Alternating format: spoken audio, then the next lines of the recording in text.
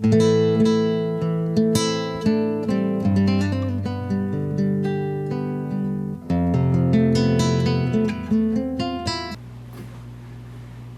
folks, welcome to another episode of Elliston Equine Solutions with Travis here. And in the past I had one of you folks, wonderful folks, had a question watching one of my videos. And this gentleman's name was Al. He was watching one of my videos and seeing that I was carrying a pocket knife. And I think that's important in horsemanship. And I covered that before on tying knots, how important it is to have a pocket knife. And we're going to cover a lot of different knives that I normally use. One of them being the one Al spotted on my hip is this one right here. Okay, and you can see it's just on normal sheath. And what I like about when this piece of leather was brand new, I weighed it down, I put my knife inside of it, and I just kind of pressed it in place, put rubber bands on it so it would form to the knife. You can see I can go upside down, it doesn't fall out. So I really like this setup. I also put a leather lanyard on here. Bob Brenner, a good friend of mine at Pikes Peak Saddlery, put this on for me. It's a lot easier for me to yank out if I'm looking for my knife. I can just pull it out, okay? Now this knife here, I really like, and this is the knife I carry folks in now. This is the one I like to carry a lot for a daily user. It's an old-timer pocket knife, and it's probably close to 6 inches in length from the bottom of the handle to the top of the handle. And what I like about it is carbon bladed. It's 1095 carbon blade. Okay, you can kind of see in this video. I really like carbon. It's a lot easier to sharpen than a stainless steel blade. Now, old timers no longer in production, so you have to go to an antique shop. You got to go to a secondhand store to get a pocket knife like this. Stainless steel is a lot harder if you're in the big country trying to sharpen a blade. Carbon is real quick. You run it down even on the latigo on a saddle like the old timers used to do. They grab their latigo, and I'll show you this here real quick, and they just run it down the latigo and sharpen it up. Old time cowboys used to do that. But you got to go the right direction so you don't cut up the latigo, and then you're in a safety issue. Okay, we'll get to a close-up later on about how I do that. But the carbon steel really sharpens up really good, and it's quick and fast. Okay, now in old-timer knives back in 2000, well, probably late 1990s, from what I understand, they switched to stainless steel. And once again, that's why you got to go to a second-hand store. And carbon steel, I like it. Now, if you cut through fish meat or regular meat, it'll start darkening up the blade, and it doesn't do anything with it. You just got to be cognizant of that and just clean your blade off. Okay, so this is one knife I like. It's just an old-timer. Once again, you can see it right on the side. No longer production. But this is one of the famous or favorite knives I like to carry, and it is also a lock blade. Okay, Al, so that was a good question. I hope that helps you out. And another one. All right, ladies and gentlemen, so the second knife I like to carry is a fixed blade knife. Looks like this. Okay, it comes with a paddle holster, and it's fits very nice. It's a fixed blade. This is made by Hawkeye Bits and Spurs. I like it's got a pointy end, so that way if I got cows got bloat, I can poke inside the hide, let the gas escape. And it's also got the patented needle notch right there, which is very handy because a lot of times you'll have this syringe, needle will get broken off, and you're looking for a pair of pliers, and you're trying to rotate it off. Well, with this knife, all you have to do is insert it right onto the needle and unscrew it,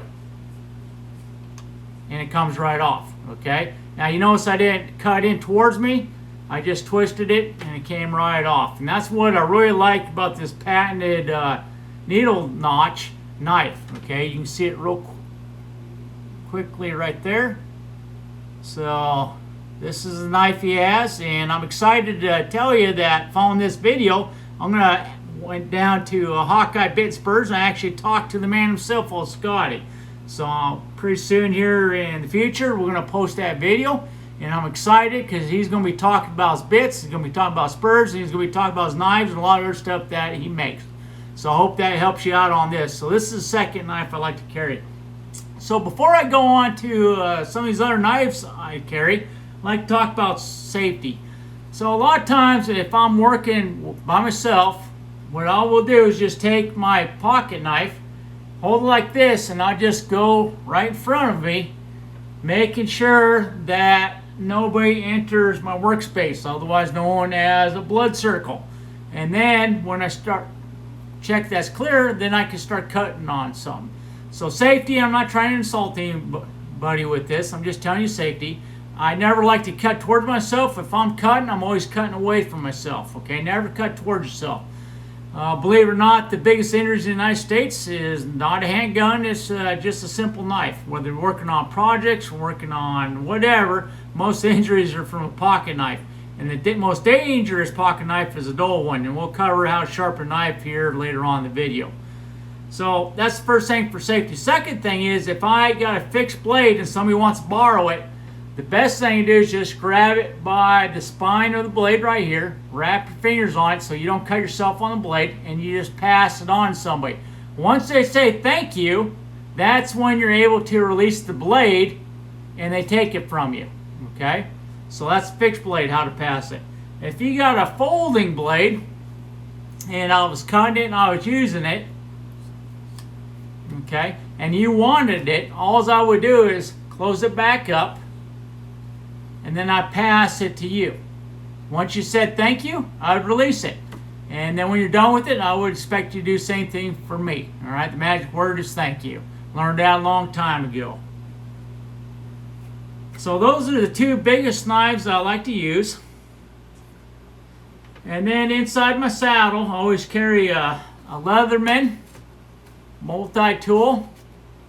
Now I put it inside my little carrier here, or my Gerber, either or, it's whatever product you want, okay? And these were the Cat's Meow back in the 80s and 90s when they first came out. They still are. I don't really carry them on my hip no more, but I do carry them in my saddlebags. Very handy piece of equipment to have, so I highly recommend that if you're cowboying. Excuse me. Another knife I like to do is around castration time, is I really like this knife. All right, good friend of mine here in Kansas turned me on to it. What's special about it is if I drop it from wrestling with a calf for during castration, it's orange, so I can find the darn thing. And you'll look on here, it has a removable blade inside of it, and they come in a packet. So I really like this to stay sharp, the surgical. If I'm hunting in the backcountry, I also use this. All right, very handy. It's just a disposable blade, so I figured I'd share that with you too. I don't use that often, but I do use it during castration time. So those are mainly the tools I use. And you'll probably say, well, what about, excuse me, a regular pocket knife that's got a clip on it? Okay, and you've all seen it. These are okay. I just don't like them when I'm cowboying, because if you think about it, if I put this right in my pocket, right here where it's supposed to be, and I'm sitting inside the saddle right here, I'm sitting in this position. It's hard for me to grab my knife out of my pocket. So that's why I don't like to have these clip-on knives on me while I'm inside the saddle in this riding position. I always have it sitting right here where I can grab it. Now if you're wearing a vest, by all means slide in there. I mean, it's up to you. I'm not going to tell you what to drive for a vehicle. I'm not going to tell you what to do for your knife. It's just, I'm explaining what I like.